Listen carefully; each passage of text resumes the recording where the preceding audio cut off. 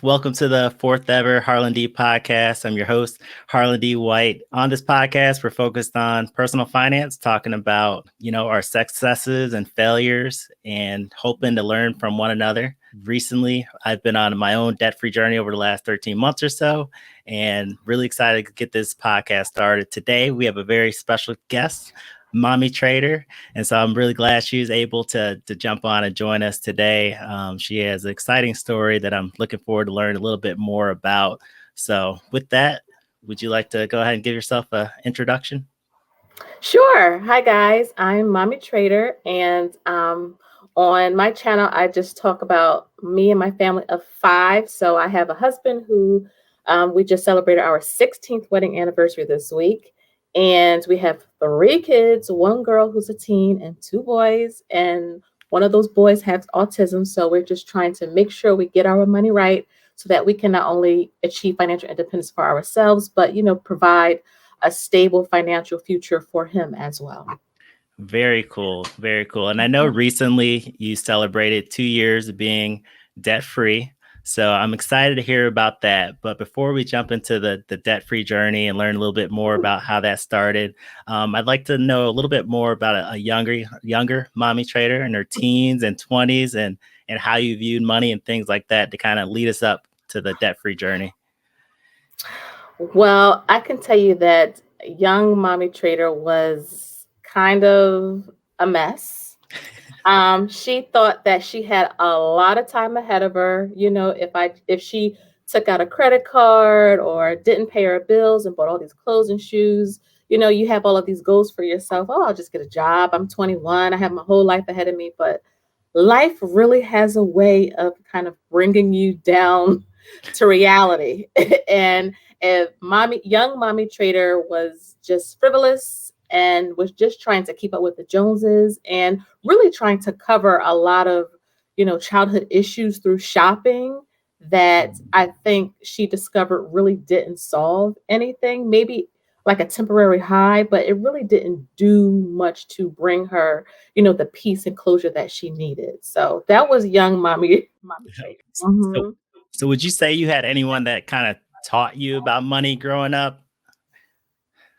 Not really. I learned a lot of what not to do.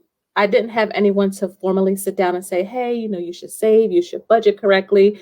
It was more so robbing Peter to pay Paul. It was payday loans. It was check cashing places. It was not having a bank account. It was eviction notices. These were normal things that I grew up in this whole financial environment. And though I didn't have anyone to teach me formally, I did learn a lot of the negative sides of what not to do in terms of, finances. Yeah, I was the same way where my Mhm. parents never really taught me specifically about how to handle money, but I do know like don't answer the phone, it's just a bill collector and and all this other stuff. So definitely can relate in that sense. When did you start getting serious about finances? I can tell you that it was after I got married and we had our first daughter. So I got married young. I got married at 20. And we had our first daughter about a year after we got married. And I remember there was an eviction notice on the front door. And you're talking about a 6-month old in the middle of winter. And keep in mind, we didn't come from money. We didn't come from people who really had a solid understanding of finances and had means to support us if something happened. So we were literally on our own. And I remember being so scared. It was snowing outside, and I was thinking where we were going to go, where we are going to live in the car. And remember, at this time, I did not qualify for WIC or food stamps. My husband made $400, just $400 over the limit, which, I mean, in the grand scheme of things with children, that's not a whole lot. And we were really on our own. And I think we had this light bulb moment that said, on paper, we make enough money, but it's just not lining up with reality. And when we saw all of the spending and the eating out and the shopping, even for the baby, just buying things she just didn't need. She didn't wear a lot of her stuff because she was just always in a onesie or a sleeper and some diapers. That pretty much was it.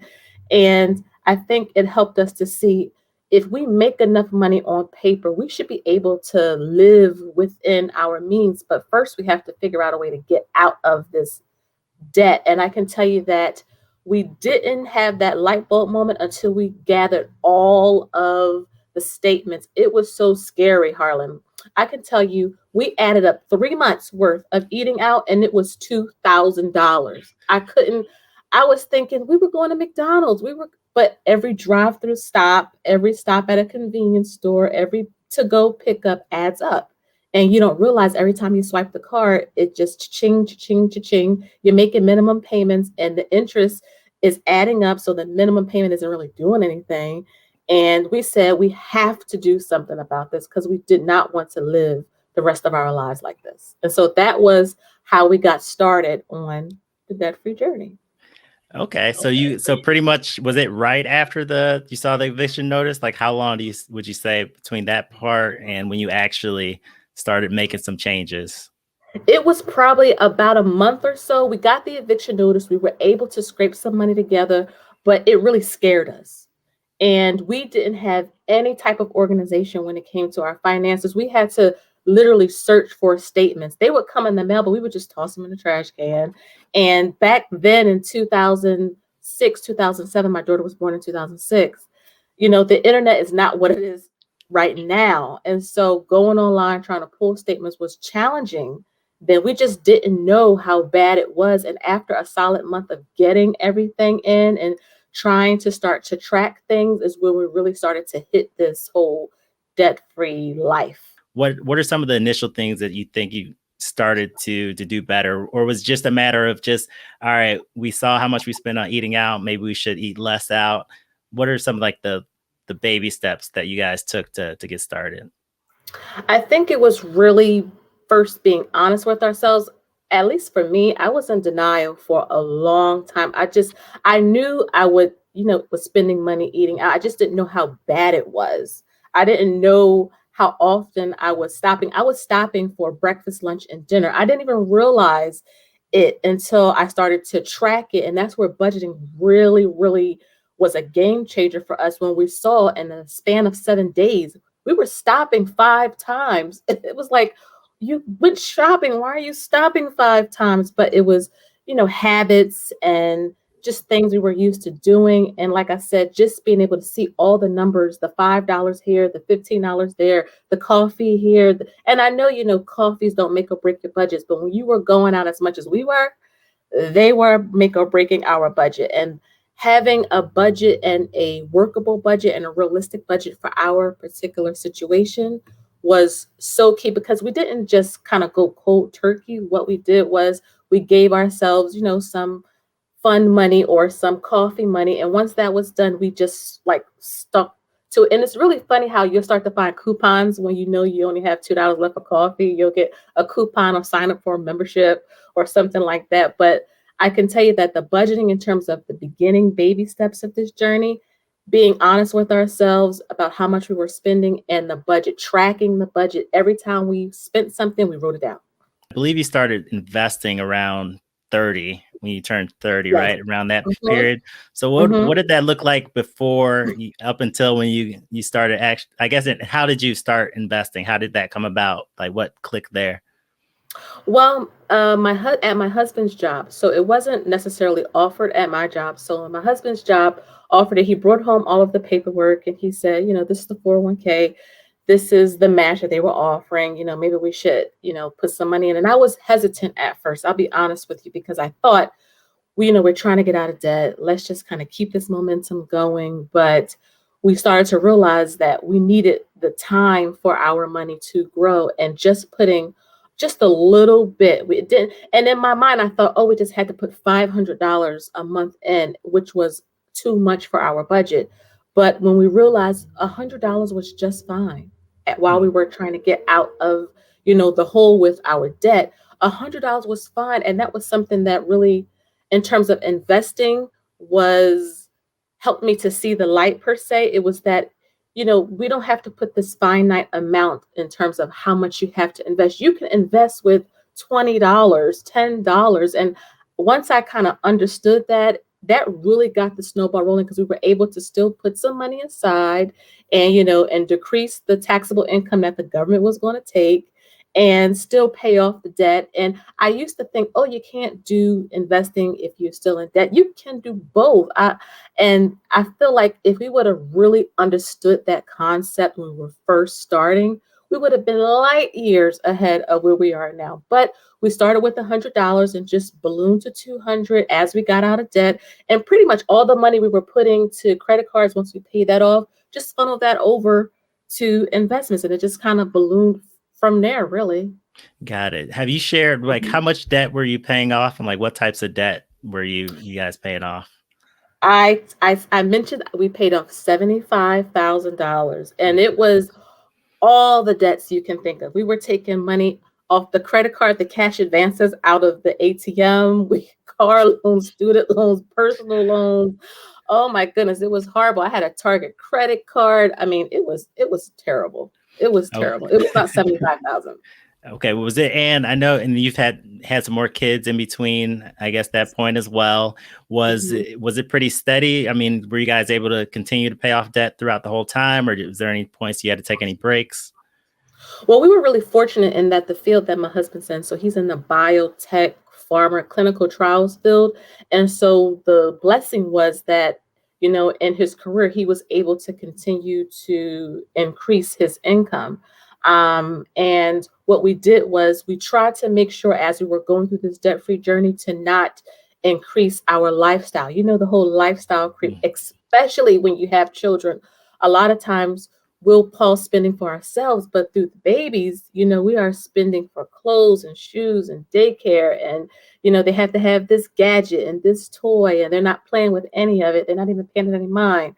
And we had to, tell ourselves, the children just need this. They're fine with just this. And let's continue to kind of keep the progress that we had, because we were making really good momentum. Every time we got a bonus, a tax refund, a stimulus, an increase in pay, what we did was we tricked ourselves in a sense and just put the extra money to the debt or to investing. And now what we did was we splurged, and we either went out to a nice dinner, or we took the kids to Dave & Buster's. We like to go to Dave & Buster's as a family, or we bought some video games. We're a gamer family as well. And so that was a way we felt like we could really enjoy some of the fruits, but still continue to pay off the debt. And that really helped. Just the chunks from the tax refund, just boom, throwing it towards the principal. And it just brought the balance down so much that, we were able to pay this all off within a few years with children. The lifestyle creep is definitely something that you really have to pay attention to. I know myself, I went from 50,000, double my income, but we were still worse off financially.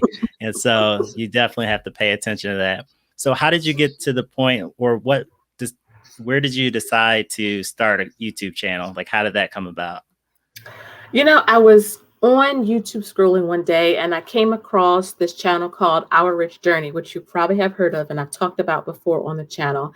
And what really resonated with me in terms of watching them was how open they were, how down to earth they were. They were regular people, and they were documenting their journey, as you probably know, and they achieved financial independence, which I never had even heard of. I didn't even know it existed.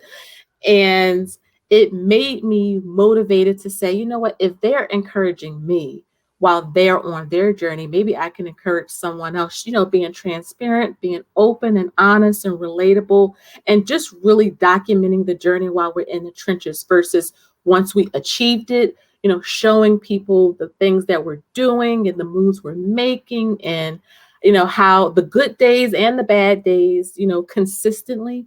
And I decided, you know what, and I'll be honest with you, I thought about starting a YouTube channel for a few months. And I think with most YouTubers, it's, just making the leap. You don't know how you're going to look, how you're going to sound. Is people going to be nice? How you're going to respond to criticism. But I'm so happy that I finally took the leap after like 5 months. And it really has been eye-opening, not just for me, but my husband even watches the channel and really is invested in our journey, seeing how far we actually come. Because I think you don't really realize the progress you're making, month over month because you're right there in the trenches. You don't really see it like maybe someone else will. But when you go back and look at the videos, you're like, wow, we really, have been consistent with investing or paying this off or, saving this.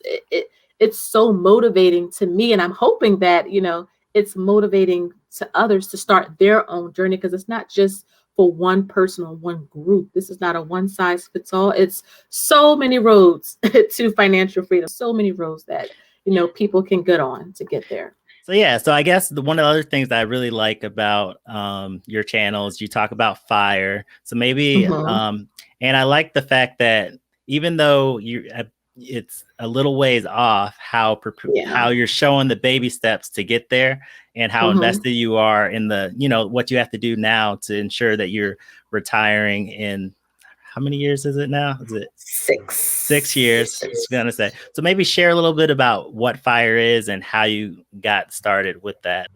Well, FIRE, like I said, I discovered FIRE through Our Rich Journey, and how they were describing it wasn't so much just accumulating money. It was having the choice or the freedom to do whatever you wanted to do. And that was kind of unheard of. Even growing up, I didn't know anyone that was really retired. I mean, truly retired, being able to just do what they wanted to do. Everyone I knew just had to work really, because they had to.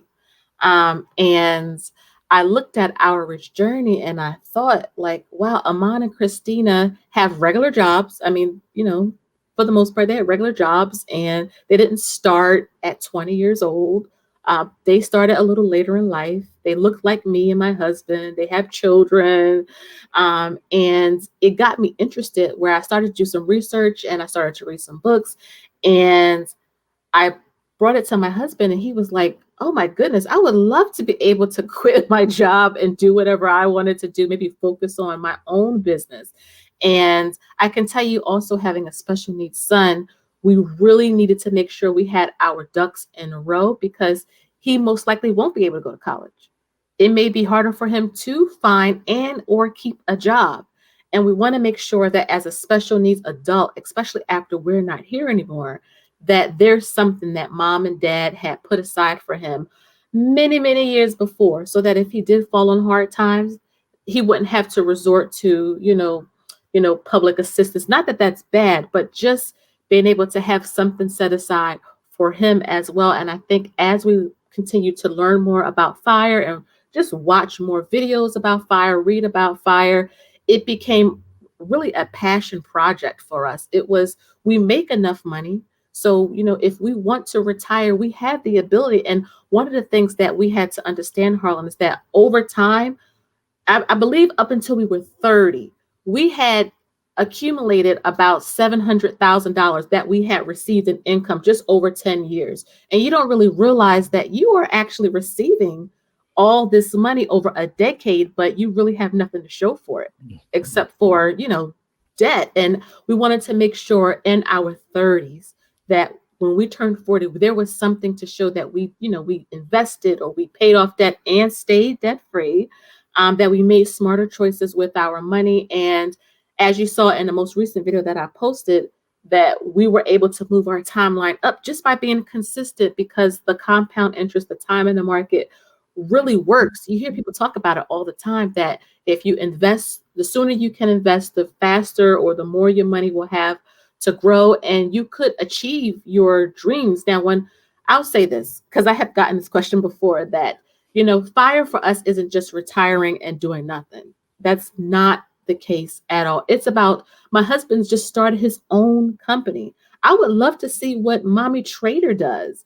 And unfortunately, that takes a lot of time. And when you're working for someone else or another company or at the job, you're building someone else's dreams up. You're not really, putting your own time and effort into what you want to do. And I figured, you know what, while we were still young, and I think 42, 45 is still young, to have that time and energy to be able to focus on our own things that we want to do. That is truly what FIRE means for us, is being able to start a foundation, maybe volunteer at our church more, not be so tired, to sleep in, to go to the beach on a Wednesday like we did this week, and not have to worry about the boss or, something's due. It's freedom. It's the ability to be able to literally just focus our time and energy on things that are important to us. That is really what FIRE is. That's what that means for us. It's not just being rich, because that's not the focus here. It's just the time to do what we want to do. How long ago did you identify what FIRE was when you started watching these YouTube videos? And then what did you change once you figured out that's what you wanted to kind of focus on? It's been up almost 2 years since I discovered FIRE and really been trying to, focus our investing towards FIRE. And I can tell you this, one of the things that I had learned through the FIRE community is really being strategic with your investments. You can't just invest. You have to really learn how to diversify your assets. You have to know your net worth. I had no clue what a net worth was and until the FIRE community, and being able to be specific about where your money is going, learning more about index funds and stocks and different companies, learning how to read balance sheets. And once I did that, it really helped me to tailor our investments towards financial independence. Because remember, Harlan, just investing in a 401k isn't going to be useful to us when we do retire early. We need to have something to live off of once we do retire early before we can, withdraw from our 401ks. And so when I started to learn more about taxable brokerage accounts and maybe real estate investing, and then, the whole crypto thing and different things like that, it really opened my eyes to the fact that, number one, it's not, you don't have to just have one type of asset. There's multiple types of assets that people have. And number two, don't ever get comfortable. I think this pandemic really showed us that just having one stream of income is not going to cut it. You have to figure out a way to be innovative and to be forward thinking, to get yourself out there, to try to get some side hustles that can be sustainable and, help you to receive income so you can have your hands in several different baskets. And FIRE really taught me that, number one, I could, because I didn't think normal people could retire with $1 million plus, especially people of color. It didn't resonate with me. And number two, I think one of the biggest things that FIRE taught me was that it is more than one way. You don't copy off someone else's journey, because that can really, really, cause a lot of damage in your own finances, trying to mimic someone else's journey. Yeah, I do. That's another thing I really like about watching your channel, because you do go into all the different streams or different investments that you have, like going over your dividend portfolio and like your retirement and obviously the crypto. And so I enjoy that as well. So what would you say, as far as you and your husband, have you always been on like the same page in terms of, it sounded maybe any tips you have on like how to work together as a couple to kind of help bring these things about?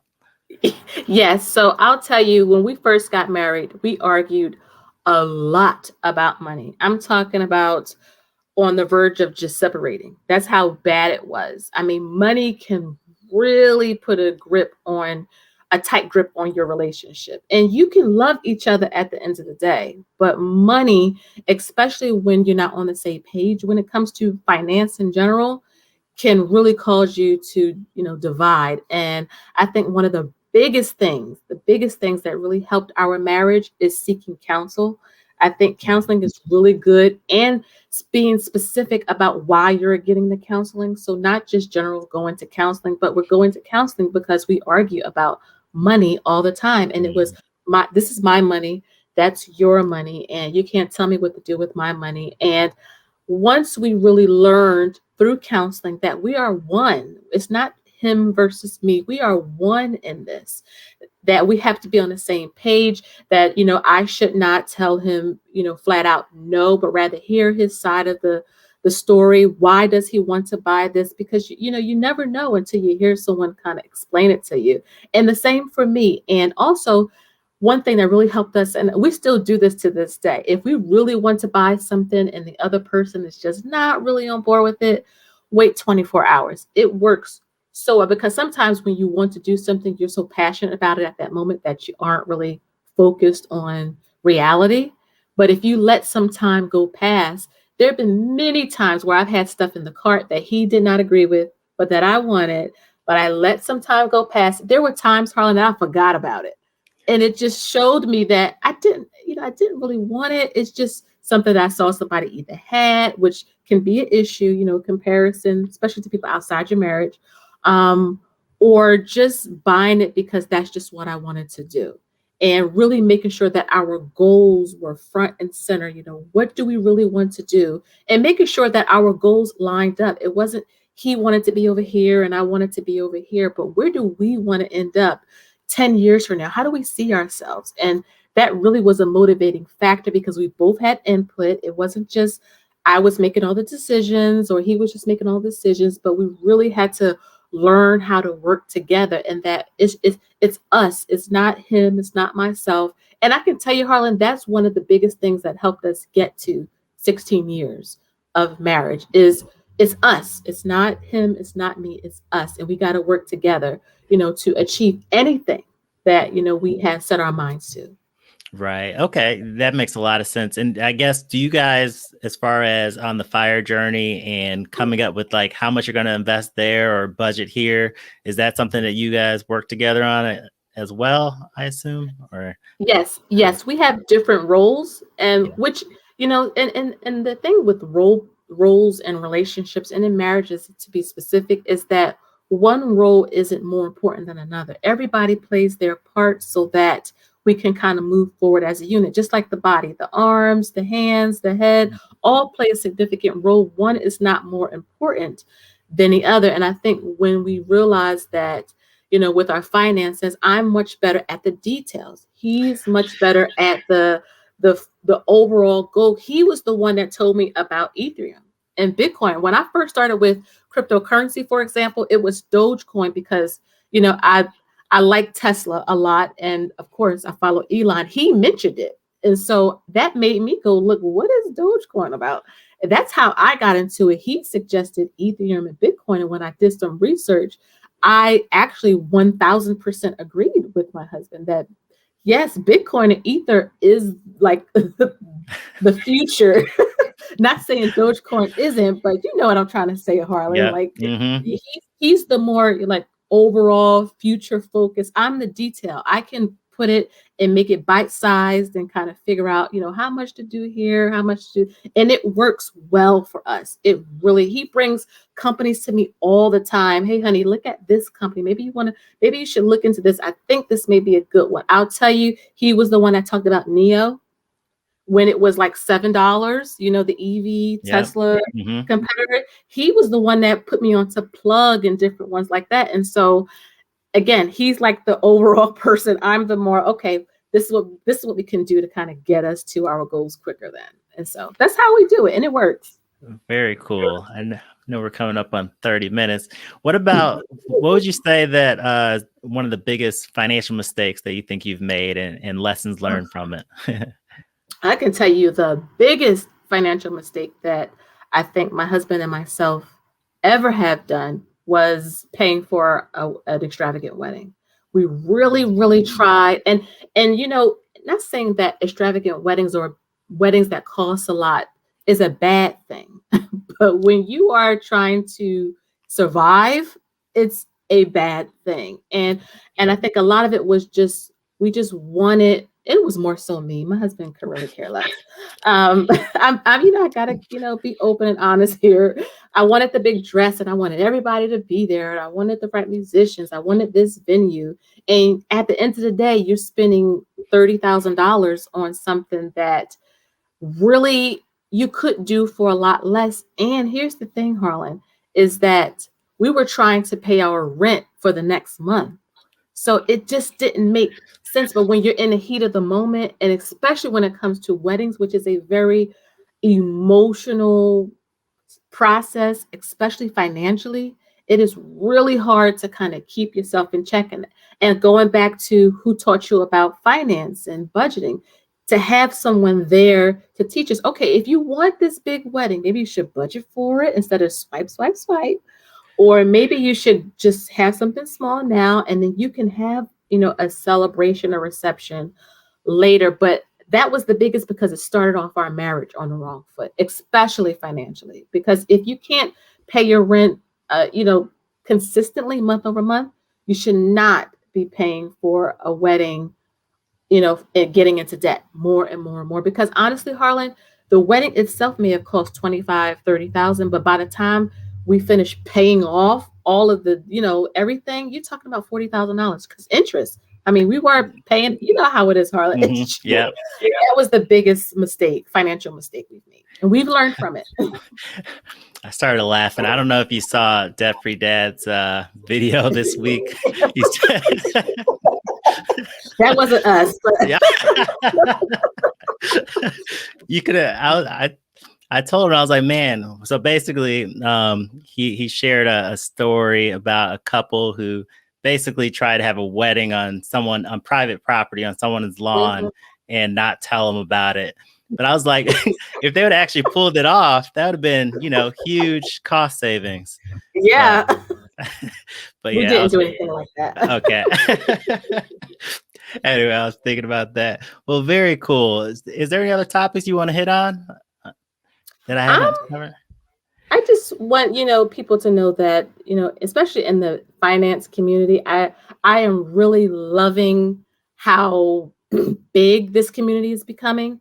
There's so many people like you, Harlan, and the different ones. There's men, there's women, there's younger people, there's older people. There's so many people with families, people that, are single, that are getting on this journey, not even if it's not financial independence, just financial freedom, just wanting their money to work for them versus working for someone else. And it's just so motivating to see. It's funny. I spend more time now watching people's journeys than reality shows. I just love seeing people pay off debt and invest in what they're doing and the things that they're learning. And it's really motivating for me and my husband to continue on this journey, that you're not alone.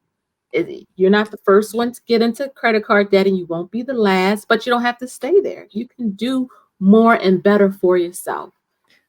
Yep. And I totally agree with that, because that's why I wanted to start this journey, just because I was like, I know I'm not the only one. And then just like you, I see other people who are moving down the path of the journey. And, I just want to show that it's possible. Right. And just like I get motivated by watching like your video, because you can see the accumulation of years of work and how it's starting to pay off. And so I'm in the beginning parts of that. And so I can look towards your journey to motivate me to continue to press forward. So I really appreciate you and your channel. So keep on pressing forward.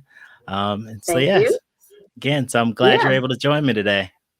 Oh, thank you for having me, Harlan. Keep doing the great things you're doing with not just your personal finance journey, but just this podcast and just getting out there, especially seeing more men and men of color just getting their stuff straight. I just love it. I just love seeing my people win. So just keep going. Thank you. Will do. All right. Bye-bye. Thank you.